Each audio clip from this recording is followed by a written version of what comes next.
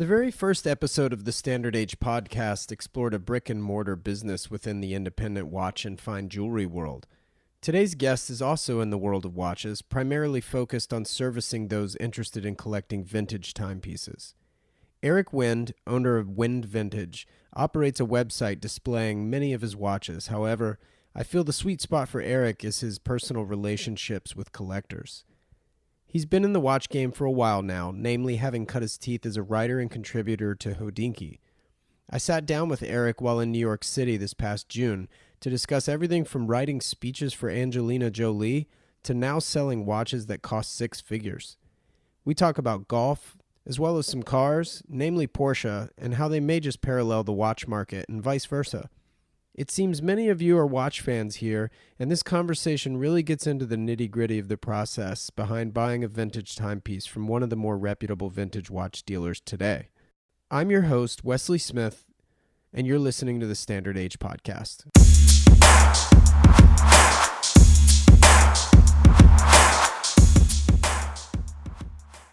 Eric, welcome to the podcast. Thanks so much for having me on, Wesley. Yeah, this is awesome to meet up here in New York City and spend some time. It's awesome. I'm excited for what you're doing. Oh, well, thanks. So usually I like to start with kind of where people grew up, for example. Can you talk a little bit about that? I'm from Manitowoc, Wisconsin, a small town just a little south of Green Bay on Lake Michigan, just north of Whistling Straits Golf Course and Black Wolf Run. Nice.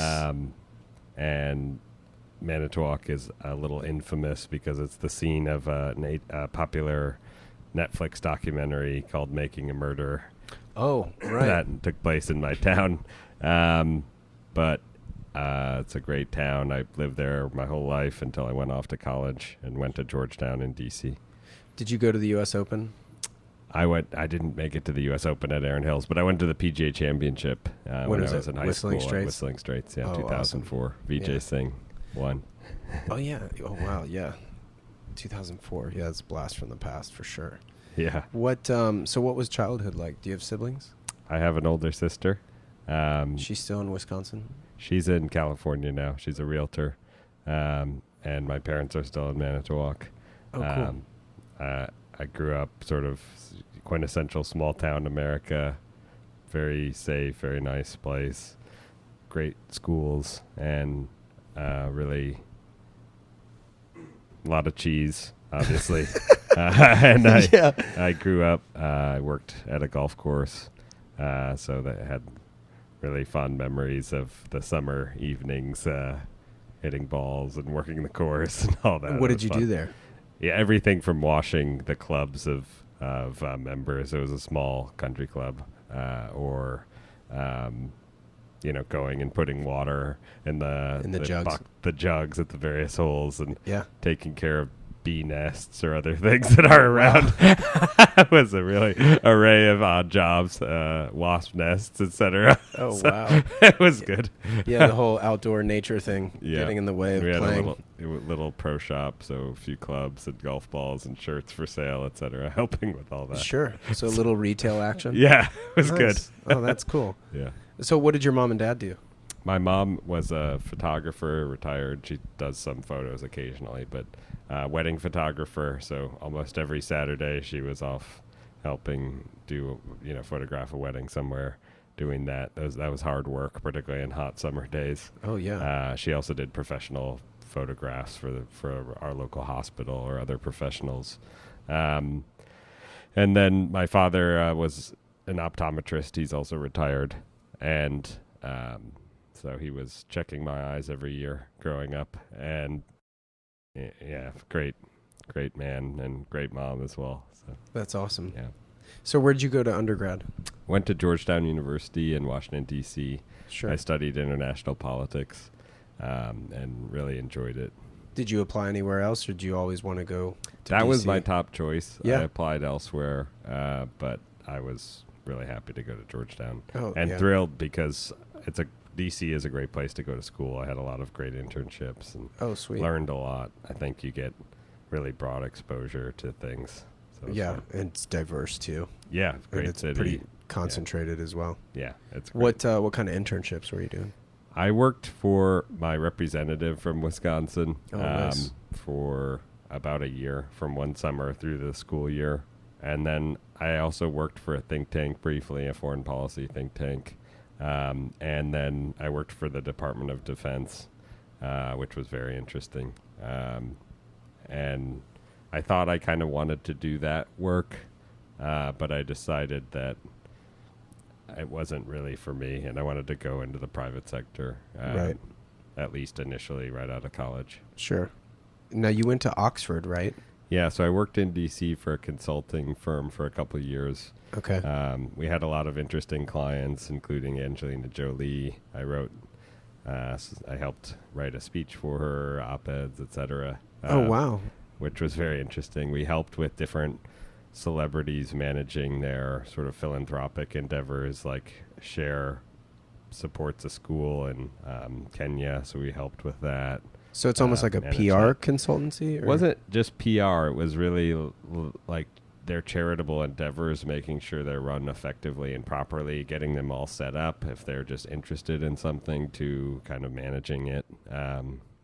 We helped with Brad Pitt's Make It Right, which was helping rebuild the Ninth Ward in New Orleans, and then could kind of help them interface with the U.S. government or the United Nations for trips or things like that are relevant too. So that was really, really a great job to have right out of college. Pretty unbelievable exposure. Yeah, that's awesome. But I realized during that time I hadn't really done any business courses and didn't have a lot of business background. I had economics courses in college, but not like really more how to run a business or how that world works. So I thought an MBA would be very useful. I had always wanted to go to Oxford as well, I guess, since I was young and first heard about it. So I applied. My wife and I had just kind of met and then got married. And then a couple months later, we moved to England. And wow. It was a fun way to spend our first year of marriage. Yeah. And a new environment, new people. And it was a very intense program because it's 1 year and you're packing a lot in, but I learned a ton and enjoyed it. So it's twice the work, because usually it's a 2-year program, right? Yeah, it's concentrated down. So holy smokes. Yeah, it was good. Yeah, that's super intense. So what were some of like the first jobs out of Oxford then? Did you work in England or did you immediately come back? I came back. It's not the easiest, I would say, for an American to get a job over there because of all the work issues. And the job I got was in Florida with a biofuel company called Titan. And that company has sort of two technologies. One that was about how to extract sugars or things from plants, from sort of recycled products to make biofuel, because you take the sugar and you ferment it into ethanol. But the other part was they created a high sugar tobacco that was ideal for growing on less than ideal soil, so in North Carolina, in Virginia. And that industry, the biofuel industry, is under a lot of pressure because of low oil prices. So they've sort of shifted focus, and now they're more in recycling things like polyester and other clothing materials, and they're just about to announce a big investment from a pretty famous company, et cetera, working with a number of famous companies now. So they've sort of shifted away from biofuel to this other recyclables for fashion and things. So what year was this that you were working with them? I worked there 2013 to 15. Oh, wow. Okay. But I guess I should preface that sort of in the background, all from 2010, a year after I graduated from college, through then I had been writing for Hodinkee, which in 2010 hardly anyone had heard of. Was its sort of a year and a half into its existence.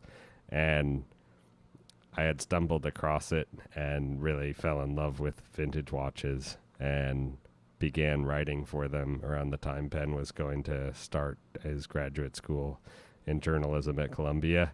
And he didn't have as much time to sit around and write about watches. So I guess he knew that it was kind of a business to begin with. He treated it like a business because he's only a year into it. Yeah, initially he was doing it at his desk during the financial crisis at UBS.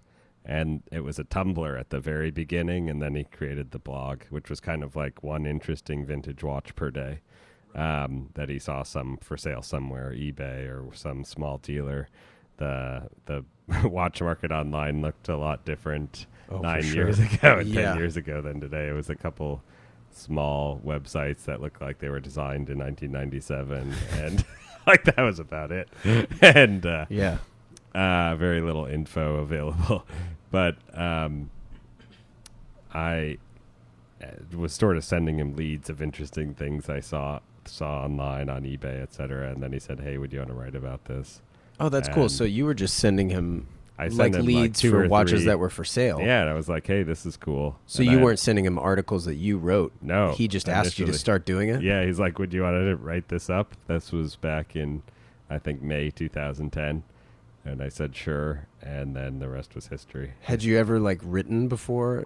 Not for a job necessarily, but were you ever into creative writing or anything like that growing up or? No, not really beyond school. That's so funny. Yeah. So that was, and I was really excited to be a part of it. Obviously it was really neat to see it grow and see some of these stories break beyond the small website. Oh, and yeah, for sure. Just took off. And then a couple years later, we started this, what initially was called What's Selling, where it turned into Bring a Loop, kind of inspired by Bring a Trailer. And let's every Friday put a group of watches together that are cool, that are for sale online, which is sort of hearkening back to the origin of the site. And, you'd get your eBay pieces, your auction house pieces, some really tiny estate auction house pieces, and then interesting watches with dealers. And that took off, and people were looking forward to that every Friday. That's awesome. And through that writing, I also got to know people at auction houses, and got to know John Reardon at Christie's, who eventually hired me in 2015 to join Christie's. And you were at Christie's for how long? Just over 2 years, almost 2.5 years. So what was that experience like? Were you vetting watches that were coming to auction, or writing descriptions, or both? Or I guess if I had to nail it down into 3 words, it's source, research, and sell. So you've got to source the watches for the auctions or for private sales, which is kind of where you act as a dealer and just broker a watch. And then you've got to research it. You've got to order the extracts from the companies. You've got to write about it in the catalog online, make sure it's all correct. And then you have to sell it when the sale comes around. It's a bit like a fashion show or something. It's time, and the watches either perform or they don't. And then you start all over again that night after the auction, trying to source for the next auction. Right, yeah. It's a bit like... It's like flipping houses, but a lot faster. Yeah, and it's also, I remember reading about Urban Meyer, the coach of the Gators in Ohio State later, who was right after they won the national title, he was sitting down in the locker room calling recruits the next day. That evening, within an hour of the game, and everyone else is celebrating, and he's like, "Hey, no kidding, you should come play for us." Well, and I guess in a sense it's genius because it's he's just won, everyone's watching it, and you're important enough that he'd call. But it's sort of like that with the auctions. The Christie's has an auction here tonight in New York, and I would be following up with people even sometimes right after the auction or the next morning and saying, "Hey, you should consign your watch. Look, we did really well with this one." Sure. So you were at Christie's for 2 years. Mm-hmm. Basically, your business now, Eric Wynn Vintage, is effectively doing those 3 things, right? Yep. So that's obviously a natural progression. What was that departure like, and how did you begin your business that way then? It was a very smooth departure, which was very nice because you never know exactly how that's going to go when you're putting in notice. Especially with a non-compete agreement. There's a non-compete period, et cetera. Was there one? Yeah, there was. Oh, wow. They were very positive about it, particularly because they were happy I was not going to a competitive auction house like Sotheby's, Phillips, whatever, other smaller houses. So that was it was very positive, and I think it's been beneficial to them because I still help them with things. Sure. Obviously, we very close with the people that work there, and they also rely on me for expertise on certain watches and things, and to help them sell things. So it's it's a very positive relationship. So that relationship's still there. That's great. Yeah. So what was sort of the easiest thing about starting Eric Wynn Vintage? The hard thing is you're putting your money out there to buy stuff, and you've got to know what you're doing, I guess. So Yeah. it takes a while to really get comfortable in doing that, where you're like, okay, I'll buy it at this. Like you own it at that. You need to be you need to be comfortable owning it at that. And a lot of people that want to become vintage dealers, you've got to know really what the market is and how deep a market is for something and what you can charge for something, because you can't really overcharge people too much. Information's too readily accessible, and people communicate between each other, and they'll talk, and then you're the guy who really overcharged someone, which happens, and you don't want that. And you can't just, it's not like you can go around and buy like a $200,000 watch for $5,000 either. That doesn't happen really. I know it happened in the old days, in the 80s and 90s, before there was internet. And it still, to a certain extent, happens very rarely. But there was, for instance, a platinum Patek Philippe 2526 that Heritage sold, that someone had inherited, and she gave it to her husband. It was her father's watch. He walked into a pawn shop in Texas and sold it for $5,000. Oh my that gosh. Pawn shop owner flipped it to another pawn shop owner for $50,000, and then he put it at Heritage, and it sold for over $600,000.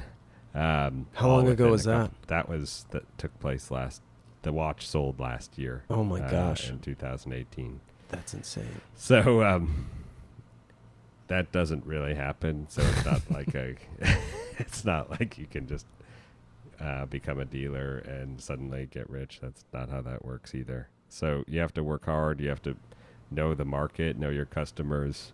I'm a sort of known as a condition guy, I guess. Very original watches that are unpolished if possible, all original parts. So I don't do well if I buy a watch that's in poor condition and then try to sell it, because my clients don't want it.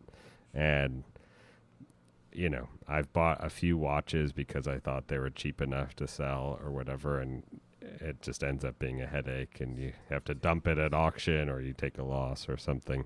So, that's part of the learning curve as well, learning who your clients are and learning what they want to.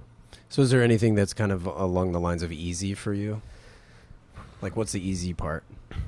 Could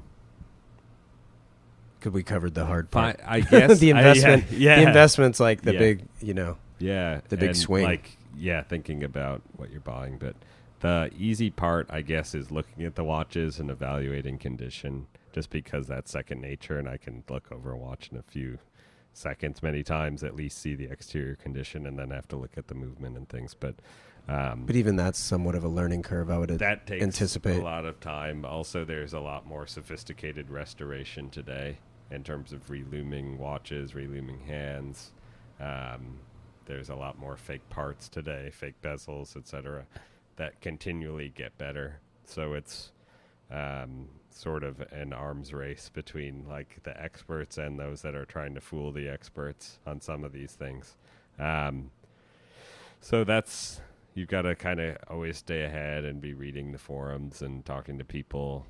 Instagram has a lot of information now too, and is a lot different than where collecting was 6 or 7 years ago, when it was all just forum based.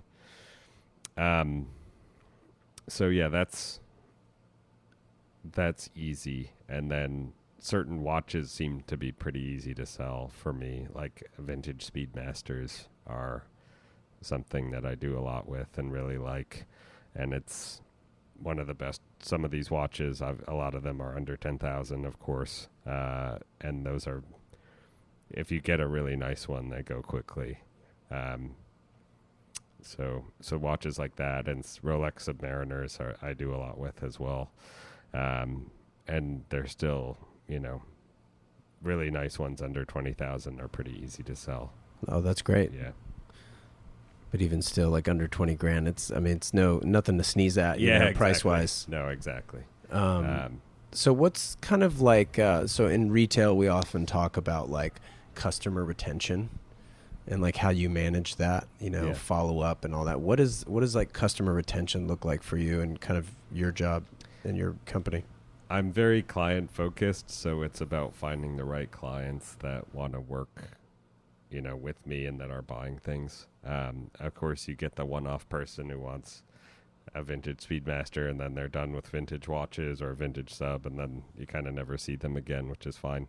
But then I have some clients that have bought 40 or 50 watches from me in sort of the year and a half I've been doing this. That's insane. So those are great clients that you want to stay close with and see what they're thinking about, and then they might trade some watches back for you to sell, etc.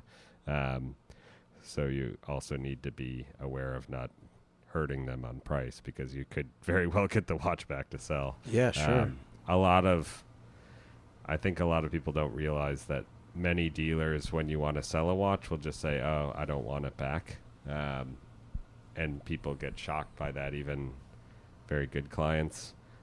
Whereas I always try to help them sell it at least, or I take it back. It's some high percentage of what they paid, or sometimes more than what they paid if the market has moved, which it is moving a lot on certain models.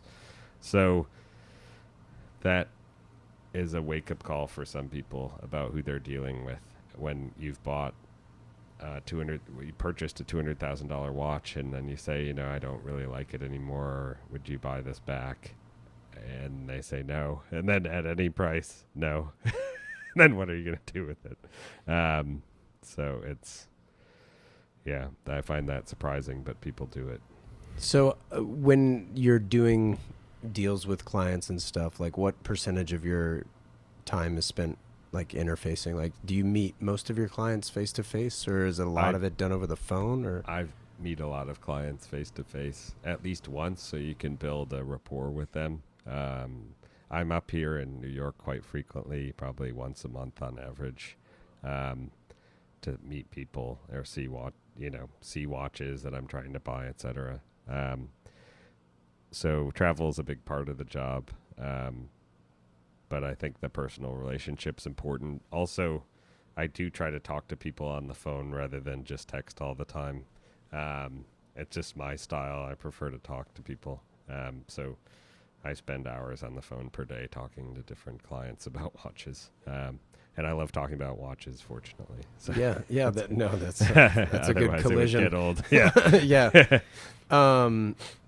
So obviously, like, we're here face to face, and because of liability, you probably don't carry inventory around with you. So, not like, too much, yeah. Let's say you meet somebody new and you guys gravitate towards one another, and it seems like there's a good rapport. And what would be like the next step? Like, if you would just pull up your website, or like, how does that interaction go from like moving forward in the sales process? It could be meeting someone at a restaurant and showing them a watch. It could be meeting them someplace like an auction house and showing them something. But yeah, you've got to then look at watches. So there's a lot of meetings in restaurants, I guess, but it's good.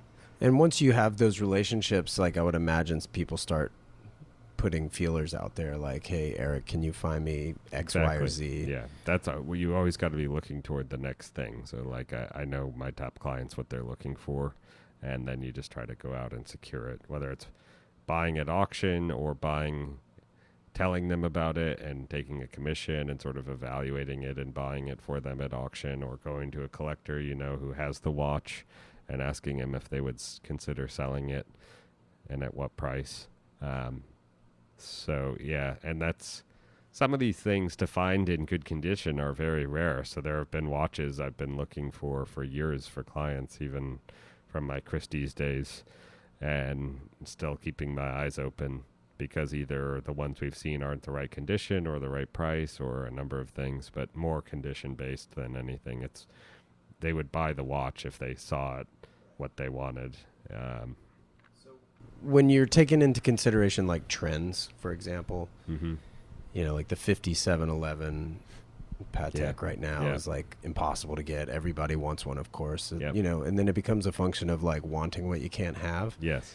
But the way also like trends work, especially when considering like the tipping point, right? So there's the early adopter, and then it becomes a trend, and then it floods or whatever.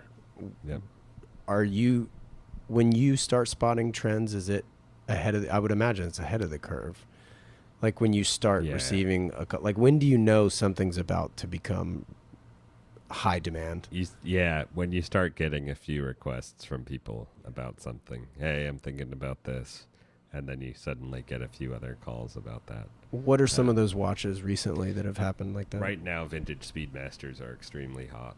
I think part of that might be the 50th anniversary this summer, but somehow that's just caught on as well. There's a big article in the New York Times about the Speedmaster today, which is cool. Oh, that came out today? Yeah, I'm quoted in it. So I think it'll that's just awesome. add fuel to the fire. Yeah. I wish I could have predicted the Nautilus fever. No one I know really thought that would happen. And to give an example, we had back in 2016 December auction at Christie's 2 Tiffany 5711s, one white dial, one blue dial.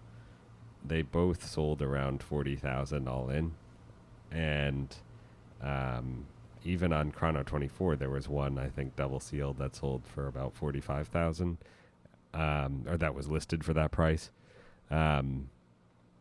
No one was going crazy about that watch, and it was, retail was still like 25,000 at the time. So everyone's like, that's very strong. You gain 50% when you get a Tiffany.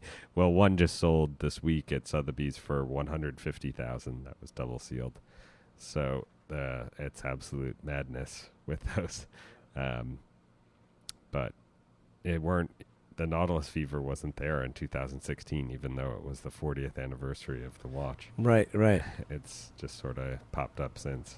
That's really interesting. Yeah, I always wonder like what drives that. I mean, supply and demand is the only thing I can come up with. Is like when the supply dries up. Celebrities. Suddenly, a lot of Rolex guys who like the watch with the bracelet, with oyster bracelets, were saying, "Oh, this would be cool to have. This is the only Patek I want," etc. And then suddenly everyone wanted one. It sort of happened very quickly. Well, one thing I think is cool about your website is that you have like a wide range of price points. Yeah, I try to. I mean, it's because that's my personal taste. I'll buy watches at $500. I mean, I'm not going to great expense like marketing them, but to I just acquire like them. Yeah. I've got a selection of lower priced watches at Rowing Blazers and that are on their website, which is cool. Of course, that's here in Manhattan. Here in Soho. Exactly. Yeah. So that's fun. And then I deal with 6-figure watches as well. Yeah, sure. So how often do you find, or do you ever, because these trends can, they can take off like a rocket, right? Yeah. So do you ever have to, I know it'd be unfair, but like, have you ever pulled something from your website and then relisted it higher? Like, I mean, how often do you have to manipulate the prices based on demand? I haven't really, but I've definitely see things rise that I bought an Ultraman last year in January. I love that watch. And it was the original. People were beginning to talk about it. I had an opportunity to get a really nice one. And I bought it for $16,000, which was very fair. It was. You said 16,000? Yeah. Oh wow, that that's ahead was of the kind curve. of strong for the price at the time, and then 6 months later is the introduction of the Speedy Tuesday 2, which is the Ultraman. During that time, Waco of Revolution magazine and the Rake went Ultraman crazy, and he bought 3 or 4 vintage ones, which I would have never predicted, and then told everyone that's the watch to have. By December, Phillips had sold one here in New York that previously sold in the Hodinkee shop for 14,500 or something for 75,000. So, oh my gosh. So the watch went up 500% basically between January and December. That's insane. But I was glad I was keeping it just as a personal watch because, I would have never predicted that, certainly. 500% return in 1 year. Not. Yeah, that's absurd. I mean, I can't even comprehend 500% at this moment. Like, it's kind of crazy. Yeah. This episode is brought to you by Standard H. Standard-H.com is where you can join our email list where I send out offers periodically to those of you listening. Right now, 20% off of your total purchase if you use the code podcast. Also, this episode is brought to you by Passion Fine Jewelry, located in Solana Beach, California, primarily dealing with independent watches. Tim and Jana Jackson are incredibly knowledgeable about the industry, as well as offer fine jewelry, as the name would imply, and they also employ a goldsmith on hand in case you're looking to do anything custom. Visit passionfinejewelry.com, as well as Tim's blog, independentintime.com, where you can check out anything and everything, all in conjunction with horology. Now back to my conversation with Eric. Well, your mom's in real estate. My sister. Or your sister, excuse me. Does the watch world work like real estate? Are there ever things like pocket listings where like nobody really knows you have them, but you're like, hey, I actually just got this yesterday. Yeah. It's yours. Yeah. I mean, I don't put a lot of stuff on my website. I'll be doing more, but sure, that's for security reasons too. Security, but also just the watches kind of, if they're hanging out there, feel a little burned because they're sitting there for a while. So I definitely don't do that with six-figure watches. It's just if someone's looking for something, I kind of know people that could be interested in it, or maybe they are directed my way, etc. So that's part of it, and I'm just very sort of relationship oriented with clients. I'm not like a Chrono 24 where you just list everything and then pick what you want. Given that you sell these things but also collect them, like how do you balance that? It's very hard. It's always every watch I kind of want to keep when I get it initially, but you just have to be responsible. I have 2 kids, right? Yeah, a wife, and you can't just put everything into watches. Yeah. So it's fun. I like condition and originality, and I like design. So my collection sort of has interesting watches from every brand, just sort of how it is. But I've got a Gallet I really love that's from the 1940s. I've got a Breitling Navitimer that I bought to resell from the widow of the original owner, but I ended up just loving it, and I've kept that. Omega Speedmaster Ultraman that I loved. Rolex Submariner, which for me is one of the quintessential watches, the first luxury watch I really wanted. Rolex GMT, etc. Some dress What watches. GMT do you have? I have a Blueberry GMT. Okay. Which I really think is cool, from the late 1970s, 77, 78. Nice. And then lots of little dress watches. I'm a big Vulcan Cricket fan, which I like because of the presidential history. Okay. So I have a number of those very cool variations. And yeah, I've got probably about 25 or 30 personal watches. I was just about to ask, like, do you limit yourself by number? Is there any a one in, one out philosophy, or not? I don't. Yeah, don't do the one in, one out. it's tough to subscribe to. Design. Yeah, and I think there's a Matt Jacobson talking watches where he's saying I have 7 watches and I have to sell one if I keep one. I don't think that's personally, that may make sense with really big $50,000 plus or $100,000 plus watches, but sure, for me, you can get really cool watches for $200, $500. I just bought a really cool Fortis for $500 that I love on bracelet. Like, there's so many cool watches out there. Yeah. These things don't take much space either, so you can kind of just put it in the drawer and store it and look at it and enjoy it. And these things will appreciate often at a percentage rate far beyond like a $20,000 plus watch. You could buy a $500 watch and it's worth $2,000 in 3 years. And I've seen it happen many times. So I love watches. It's about design more than about price. So that's my philosophy as well. Yeah, for sure. So what are you wearing today? This is a Rolex 3525 that I bought recently. It's special because it has a retailer signature from Nairobi, Kenya. So it was a company called Dobby's there, but I really love these sort of pre-Daytona Rolex chronographs. And this one, it looks clean. It's very, very clean. Yeah. The polished bezel. Yeah, it's beautiful. So Absolutely did you have it polished? No. So okay. Yep. And what year is that watch? I think it's 1949. That's amazing. Yeah. We'll have to post a photo of that on the Instagram when we launch. But that's gorgeous. Yeah. Well, you mentioned your wife and kids. Is your wife into watches? She is, but more through me. She's supportive and likes wearing watches that I tell her she can wear. And she's also helping a lot with the photography. So, oh, cool. She's getting into that, and it's been hugely helpful. Oh, nice. Yeah. I guess we've sort of honed in on the mechanics. So someone says, hey, I'm looking for a Hoyer Monaco. I'll say I happen to have one in stock. We have all the photos sort of very high resolution that she took in a Dropbox, and I can just share the link with them. And they can perfect. quickly scroll through. They don't have to download. They can download if they want. And that's sort of the mechanics of it, which we've honed in on, has really made the speed much quicker for selling, because otherwise, someone might want to you can really tell with high resolution photos what the condition is, so you don't need to ship it to them and then they say, oh, it's too scratched up or something for me.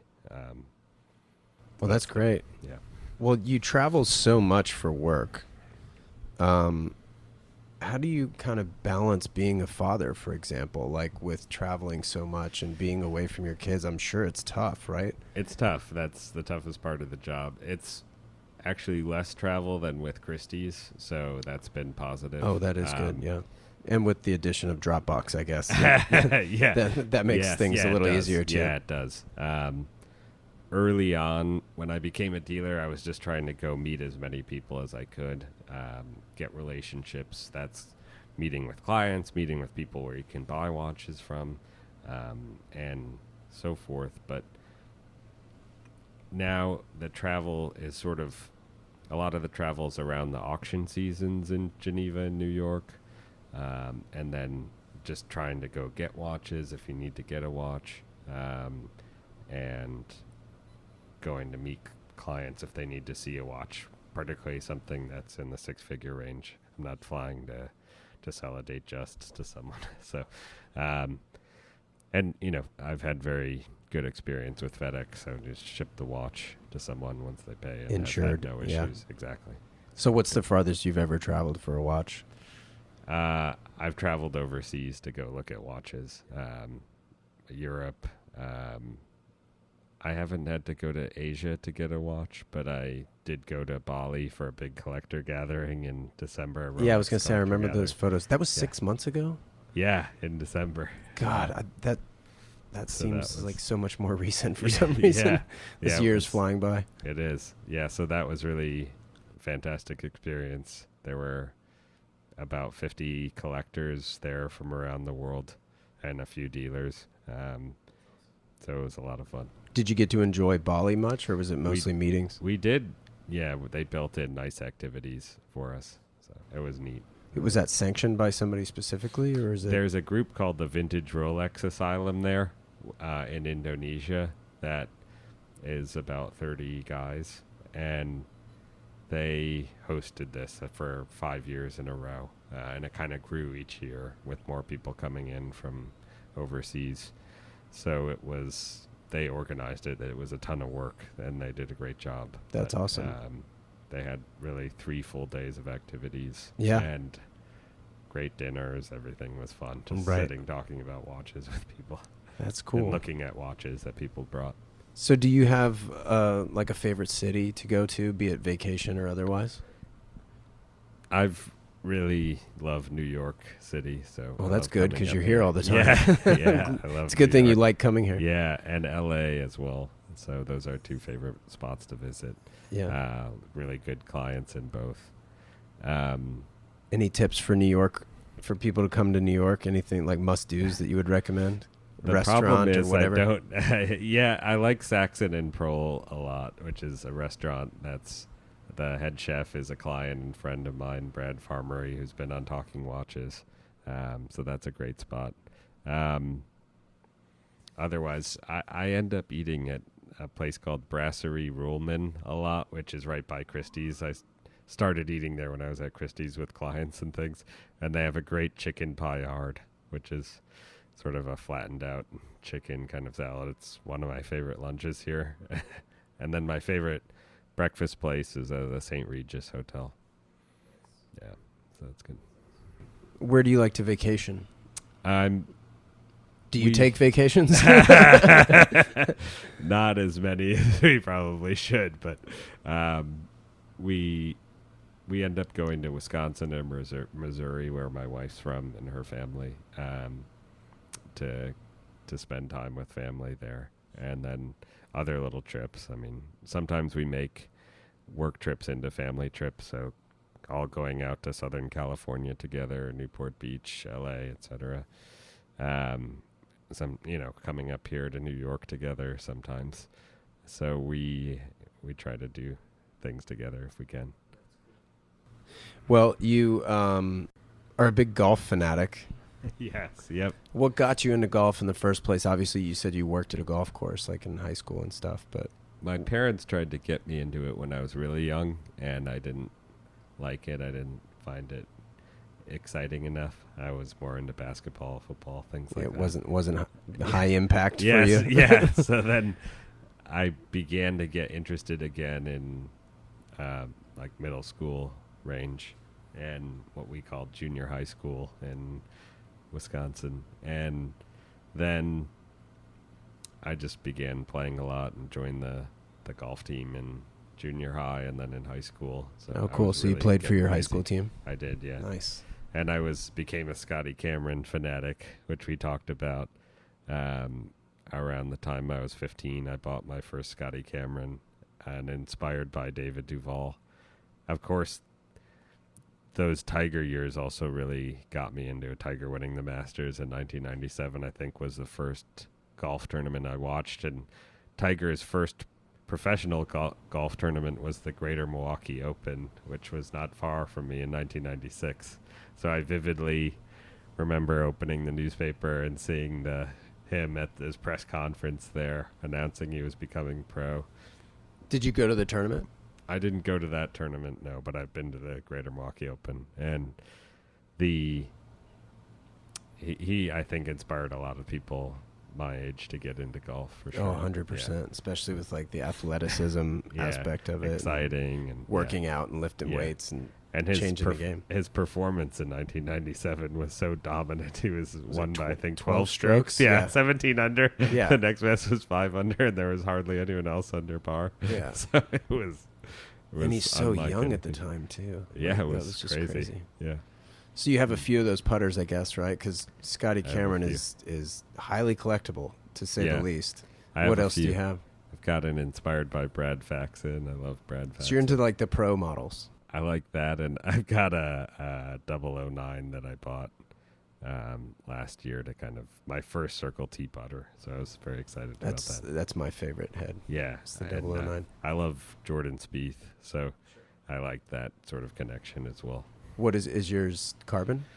No, it's stainless. I Steel. always like stainless, I guess because of Tiger Woods as well. But Is it black or is it silver? Just a silver stainless. 340 grams, which I think is right for me. 30, 34. 35. 35. Yeah, for me, 35. Yeah. Yeah. Sure. So funny. Yeah, I guess how tall are you? You're pretty tall. 6'1". Yeah. That's cool. How often are you getting out and playing? The best part of being a dad, there's many good parts, I should say, but my son Charlie and I play golf a lot, and we live in Florida, so we can do it pretty frequently. And how old's Charlie? He's 5 years old. He's got a sweet swing. Yeah, he does. And we've been watching golf since he was 1, and maybe even before he was turned 1. So he just sits on the couch and watches it? We would watch it, and then he got into it. Then I got him his first putter, and we were putting in the living room and had a mat. Then he began making some putts while he was still 1. Then we'd go to the range, and at first I would swing with him, and he'd hit the ball. You'd stand behind him? Stand behind him. We'd have all 4 of our hands on the club together and hit. And then he wanted to hit it himself, and then it just took off. So he's 5. He can hit the ball as far as 100 yards. No kidding. Very accurate, and he loves the game. So he's asking you to play, probably. Yeah, and we play this par 3 course, which is really amazing in Palm Beach, called the Palm Beach Par 3, designed by Raymond Floyd. It's 18 holes, so we do all 18. And a lot of the holes are from the tees, like 120 yards, so even beyond where he could hit it. But maybe for him, 9 or 10 are reachable. And he hit 7 greens when we played together recently. Oh my gosh. Was insane. So we had 7 birdie putts on this thing. At the age of 5. Yeah, it's crazy. That's awesome. That's so much fun. He's had 1 birdie so far in his life, which really? is great. Yeah. We're still working on the putting. He gets a little wild, but we're working on it. He's probably trying to kill it. Yeah. That's phenomenal. So what kind of pieces of advice would you give others, like if they were, say, not that you want to saturate your own market, but like with other vintage dealers, like if someone thought they had the chops in order to go out on business and do it themselves, like what would you advise them to do? Yeah, a lot of people have been. I feel like there's a new vintage dealer every week. Someone's starting some company with. That's got to make you feel like $1 million. No, it's okay. I'm very confident in my own situation. Yeah, for sure. But people come up with names, and it's usually one name and then another name. So it's something funny. But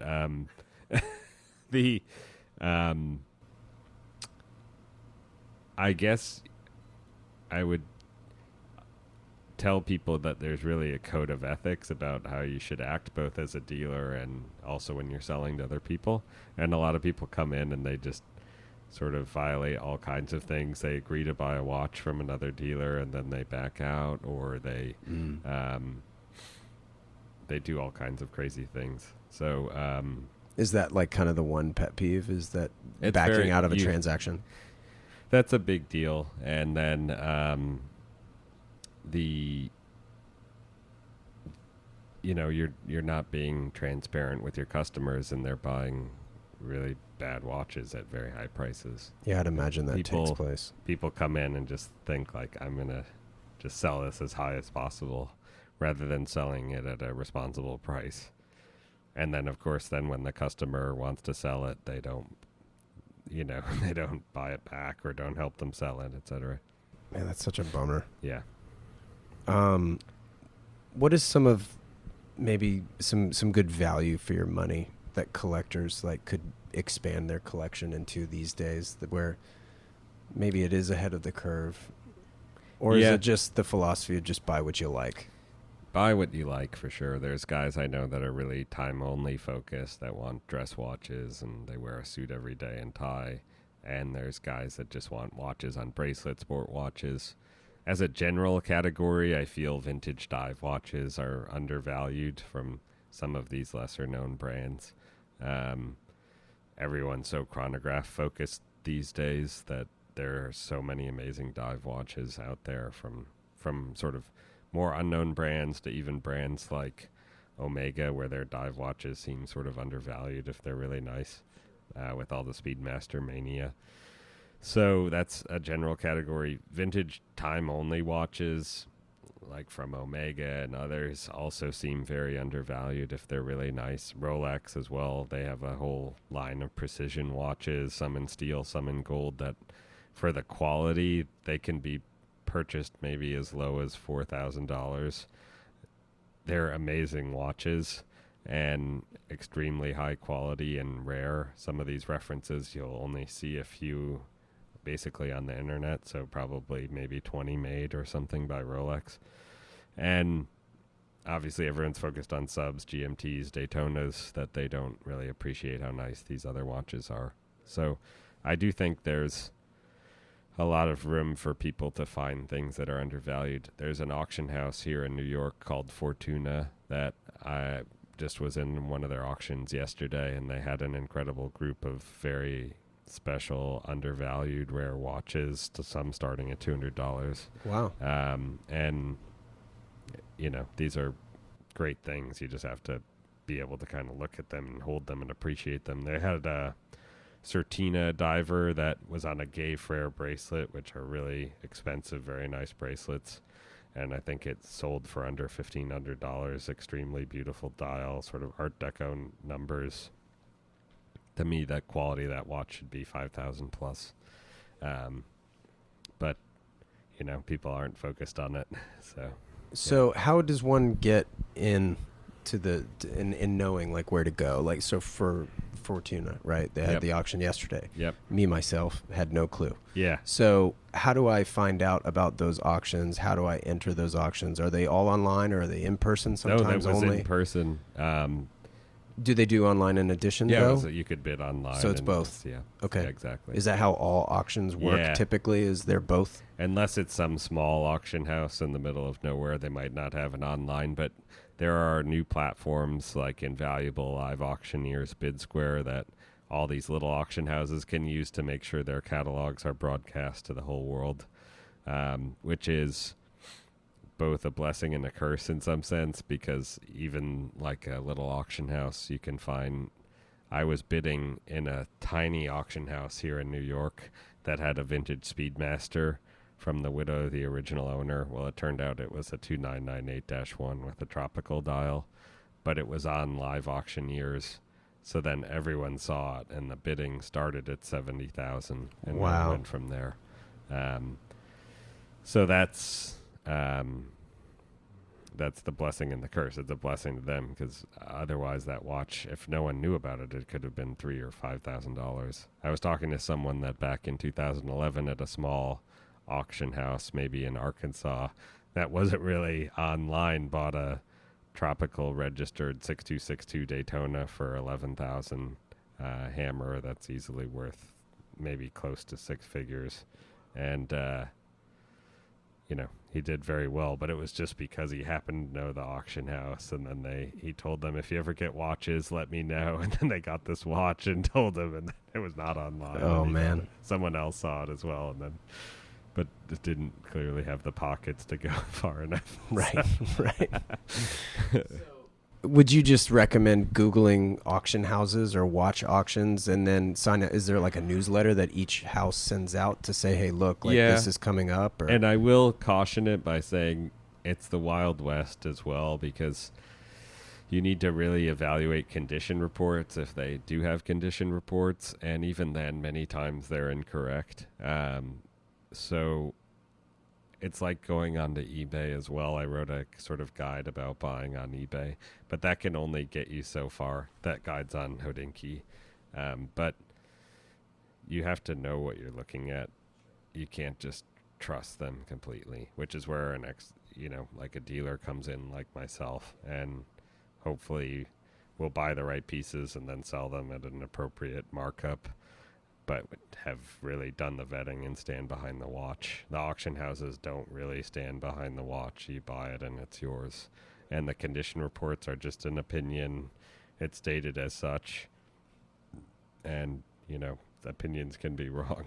So, yeah, of course. Yeah. So do they do their diligence too in getting extracts and things like that the way you do, or is that not always the case? Not always the case. And for those who don't know, like, what is an extract, for example? It's a piece of paper. They are all a little different between different companies, but You send in to Patek Philippe, for instance, a photo of the front of the watch, movement and inside case back, and maybe back of the watch. And then they check their registers, which are the handwritten books they have dating back to the company's founding with every watch in it, and check that the movement number corresponds with the case number, tells what movement's inside, make sure that matches what they're seeing, and maybe details about the dial.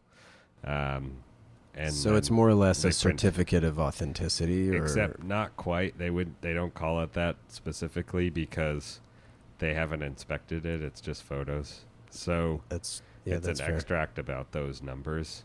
And then some companies do a certificate of authenticity, but they need to see the watch in person. That makes sense. Like Audemars Piguet has both. You can get an extract, and then if you send it there, you can pay more and get a certificate where it's inspected.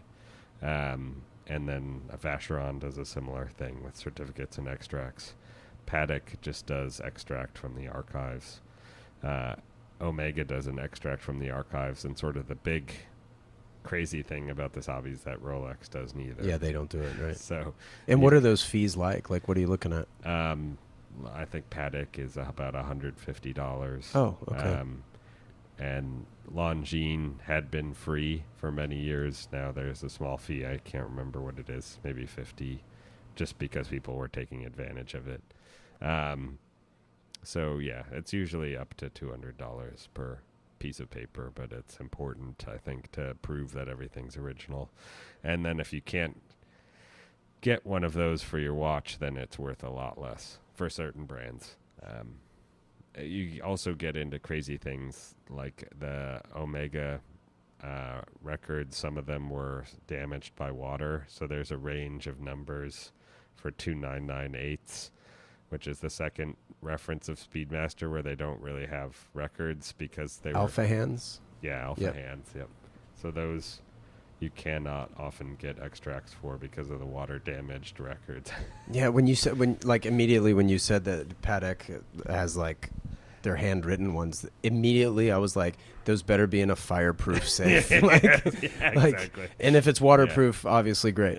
Yeah, exactly. I was like, oh my gosh, that's all handwritten. Longines actually digitized all their records, which is very good because it allows them to quickly check a serial just by typing it in, and then the page shows up digitally. They showed us that in May when I was with them, and they showed us what the page looks like, and then they can read the page on their computer, and they can be anywhere in the world and see what it says in the book. Yeah. So Universal Genève vintage, is that obtainable anymore, or is that reached peak? So they have, because they've been climbing high. They've been climbing.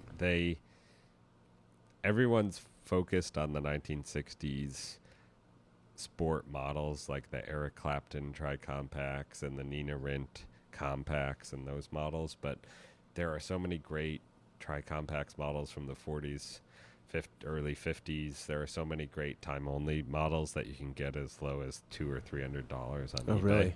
Yeah.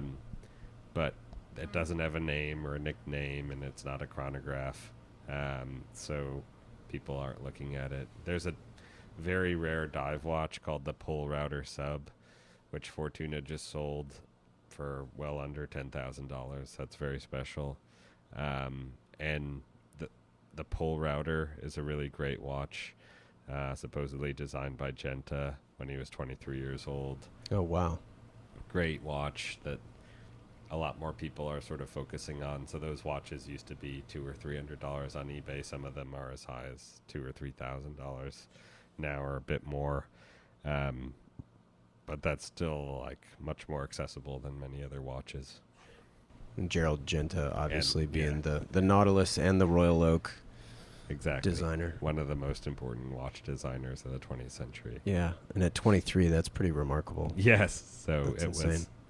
And that watch has, the early ones have these sort of twisted lyre lugs, which are what the Speedmaster Professional has. Okay, yep. In a larger case. And that was, about a decade before the Speedmaster Professional came out. So you see all these influences for later watches from those watches. And I think when you get to know the history of watches and the brands, you begin to see more connections between companies and designs and the way things were happening in Switzerland in the watch industry at that time, which I really like. So are you into cars at all? What do really you drive around Florida? I drive a Porsche Cayenne, which I really like. It's a Turbo S. But, okay. Yeah, that's a big boy. Yeah, but I've been very interested in vintage Porsche, of course. I feel like vintage Porsche is sort of like vintage Rolex. Like, it's very interesting to people of our generation. Very utilitarian, tool focused. We're not into like the vintage Duesenbergs or Rolls Royce from the 1930s, things like that as much. So I would love to get a vintage 911. I think, as many people have said, like Ben Clymer as well, it's sort of the Submariner of the car world. It's like you're sort of entry point and then go from there. Then you go into more exotic stuff like Lancia and other companies. But those seem to be hot right now. Yes. Alfa Romeos. Yes. Yeah, exactly. Picked up steam, I'd say, in the last year. Yeah, big time. Yeah, it's really interesting how the Italians are coming up through the ranks like that. Because, I mean, there's blips on the radar of American muscle that get really high, and then it kind of cools down. And then, you know, I'm assuming the vintage watch market would be similar. But yeah, I think that it's just interesting because for our parents' generation, it was cars like the Pontiac GTO and Corvettes and things. But when we were growing up, it was the Lamborghini, the 80s Lamborghini on the wall. Exactly. Yeah. And Ferraris and Porsche rally Miami cars. Vice, you know, the white Testarossa. Exactly, and Magnum PI and his Ferrari. Yeah. So we're such like a generation of people loving these Italian sports cars or European sports cars, and we didn't have the same association with American muscle cars that our parents did. I too would love a vintage 911, but I think you and I are behind the curve now. Yes, it's exactly. Just gotten way out of hand. Yeah, and it's sort of a similar feeling, I think, like you have, because it's like, where do you find the next thing for me? So I feel the same way with the car world. Like, where do I go to find a cool vintage car that's not going to cost like $100,000? You know, all you got to do is just ask Jerry Seinfeld, because if he says he's into something, then it'll change. Yeah, exactly. It explodes. Yep. Well, this has been fun, man. I really, really appreciate you taking the time. It's great to see you again. Thank you. Here in New York, coincidentally, both times we've been able to hang out. Yeah, thanks so much, Wesley. Yeah, this is great. So the next time you're in LA, hit me up. I will. And I'll make it up there, and we can have a beverage or something. That's awesome. Okay, buddy. Thank you so much. Thanks. Okay, Eric. Thank Bye. Really want to thank Eric again for dedicating some of his time in New York to sit down with me to chat. I knew we had some things in common, but it seems like we really had much more in common than I even thought, given the Porsche and golf talk. Eric, thanks so much, man. Let's link up the next time you're in LA, as I said before. Thank you guys again for listening. Really appreciate you guys supporting the podcast. Of course, visit standard-h.com. Pick up a hat or a t-shirt, perhaps. Also, visit Clear Audio, CLEER audio.com, to check out their line of headphones that I've been using. They're really fantastic. Thank you, Jensen Reed and Super Beautiful, for writing the music to the show. And we'll catch you next week. Thanks so much.